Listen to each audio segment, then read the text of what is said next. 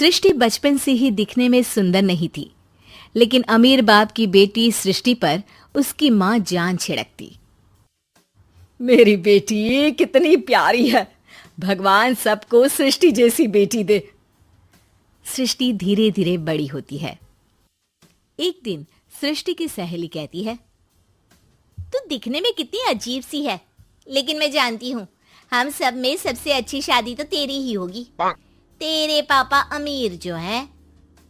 और बता नहीं सकते यार, दहेज तो हर कोई देता है, ये क्या ज्यादा ले जाएगी अपने पति के लिए? अरे बड़े शहर में कोठी है इसके पापा की। अरे पापा की है ना, कौन सी इसकी है? इसकी होती तब तो कोई भी लड़का इससे शादी कर लेता। अरे पापा की मतलब पापा की है तो मेरी ही है ना? किसने कहा? अब तेरी तो तब होगी ना जब तेरा भाई ना हो। वैसे भी शादी के बाद सारी प्रॉपर्टी भाई के नाम होती है। सृष्टि समझ जाती है कि उसे किसी भी हालत में माँ बाप की सारी प्रॉपर्टी को अपने नाम करना है, लेकिन कैसे?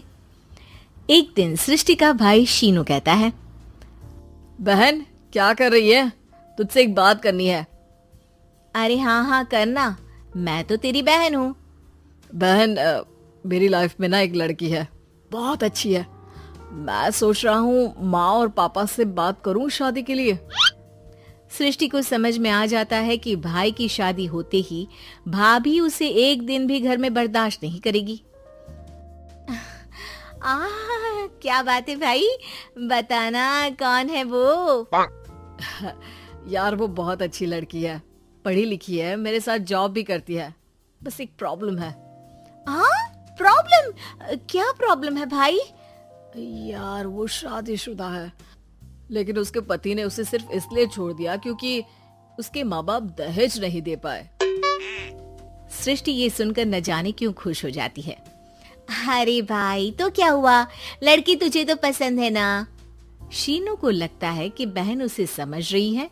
वो इस बात से अनजान होता है कि उसकी बहन की मंशा पूरा घर हड़पने की है। सृष्टि अपनी माँ से कहती है, मम्मी मुझे तो बहुत चिंता है।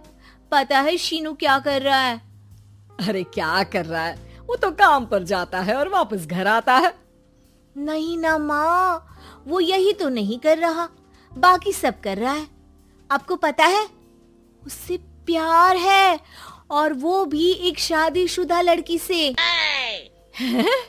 ये क्या हो गया? मैं सोसाइटी में क्या मुंह दिखाऊंगी? अरे तेरे पापा तो यही कहेंगे कि मैंने ही उसे बिगाड़ दिया है। माँ देखो, मेरी बात मानो, पापा पर भी विश्वास करने की जरूरत नहीं है। अब आप ही बताओ, पापा इतनी देर घर के बाहर रहते हैं क्यों? बोलो। अरे बेटा वो तो नौकरी करते हैं ना। तू बहुत भोली है माँ। पापा का ऑफिस तो 7 बजे खत्म हो जाता है, लेकिन देखो कितनी देर से आते हैं। अरे नहीं बेटा, ऐसी कोई बात नहीं है। सृष्टि माँ को एक औरत से बात करते पिता की फोटो दिखाती है। देखो माँ कैसे हैं पापा, मैं ना कहती थी कि पापा सही नहीं है। मैं तेरे पापा से बात करूंगी, दे फोटो मुझे। ओ माँ, वो तो डिलीट हो गई। लेकिन चल, तूने तो देख लिया ना, पापा से बाद में बात कर लेना। और हाँ, मेरा नाम बिल्कुल मत लेना। हाँ माँ। अब क्या था, सृष्टि के माँ और पिता के बीच झगड़ा होना शुरू हो जाता है। सृष्टि के मन में क्या चल रहा था कोई नहीं जानता था। एक दिन, माँ सृष्टि के लिए एक लड़का देखा है, वो लोग शाम को उसे देखने आने वाले हैं। और हाँ माँ, एक खुशखबरी, मैं और पापा मिलकर एक नया बिजनेस ट्राई कर रहे हैं। शाम को लड़का आता है, सांवले रंग का। सृष्टि को तो बिल्कुल भी पसंद नहीं आता।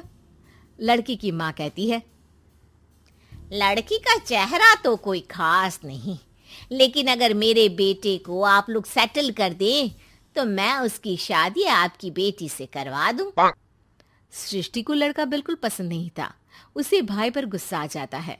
लड़के वालों के जाने के बाद कहती है, माँ देखा शीनू मेरे लिए कैसा लड़का लेकर आया, न दिखाने लायक न सुनने लायक, सेटल भी नहीं, वो भी हम करे। अरे माँ, मैं जानती हूँ ये मेरी शादी किसी भी घर में क्यों करवाना चाहता है। अरे कैसी बात कर रही है बहन, तूने तो देखा ना, लड़के को मैंने ही मना कर दिया तुझसे शादी के लिए। जिसने लड़का बताया था उसने उसकी बहुत तारीफ की थी। बात आई गई हो जाती है, लेकिन सृष्टि का मन शांत नहीं होता। क्या करूं, कुछ समझ में नहीं आ रहा। मेरी शादी हो गई तो ये लोग पूरी प्रॉपर्टी शीनू के नाम कर देंगे, मेरे हाथ तो कुछ लगेगा ही नहीं। तभी सृष्टि को आइडिया आता है। वो किसी वकील को फोन करती है। जी देखिए, अगर आपके मम्मी पापा का तलाक हो जाता है तो आपके पिता की आधी प्रॉपर्टी आपकी माँ के नाम हो जाएगी, फिर उसे वो किसी को भी दे सकती है। सृष्टि अब माँ को बेटे के खिलाफ भरती है। माँ, शीनू पर नजर रखा करो, वो जिस लड़की के प्यार में है ना वो शादीशुदा है। यहाँ आएगी, सारा पैसा, रुपया, जमीन, जायदाद सब हड़प लेगी। पापा का भी हाल तुमसे छुपा नहीं है। ऐसा ना हो कि मैं और आप एक दिन सड़क पर भीख मांगे।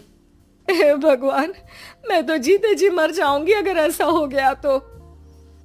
ऐसा हो गया नहीं माँ, ऐसा ही होगा। अभी समय है, आगे का सोच लो।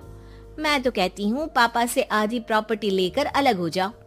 पापा की आधी प्रॉपर्टी भी हम लोगों को अगर मिल जाती है ना तो अगले 7 जन्म सफल समझो। बेचारी माँ बेटी के कहने पर पति से तलाक लेकर अलग हो जाती है। सृष्टि अब पैसों से गाड़ी और अपने दूसरे महंगे शौक पूरे करने लगी। उसके दोस्त भी उसके पैसे इस्तेमाल करते। सृष्टि, कल तुम कहाँ थी? मैं सारा दिन घर पर अकेली थी। तो मैं क्या करूं? मैंने ठेका तो नहीं लिया है ना तुम्हें संभालने का। माँ को सृष्टि से ये उम्मीद नहीं थी। वो बैठकर रोने लगती है। वहीं उसका पति यानी कि सृष्टि के पिता आ जाते हैं। मैं जानता था कि तुम्हारा यही हाल होगा, तो आपने मुझे रोका क्यों नहीं? मैं रोकता तो तुम रुकती क्या? सृष्टि के कहने पर तुमने मुझ पर, अपने बेटे पर शक किया, लेकिन तुम ये भूल गई कि कैसे हम दोनों ने मिलकर जीवन में इतना सब खड़ा किया। माँ पति के गले लग जाती है। मुझे माफ कर दीजिए, मैंने आपकी कमाई का एक बड़ा हिस्सा गवा दिया। कोई बात नहीं, तुम साथ हो तो मैं ऐसी 7 प्रॉपर्टी खड़ी कर दूंगा। तभी वहां सृष्टि आ जाती है रोते हुए। माँ, मयंक ने मुझे छोड़ दिया। वो बोल रहा था जब तक मेरे पास पैसे थे तब तक ही वो मेरे साथ था। पापा, माँ, मुझे माफ कर दीजिए।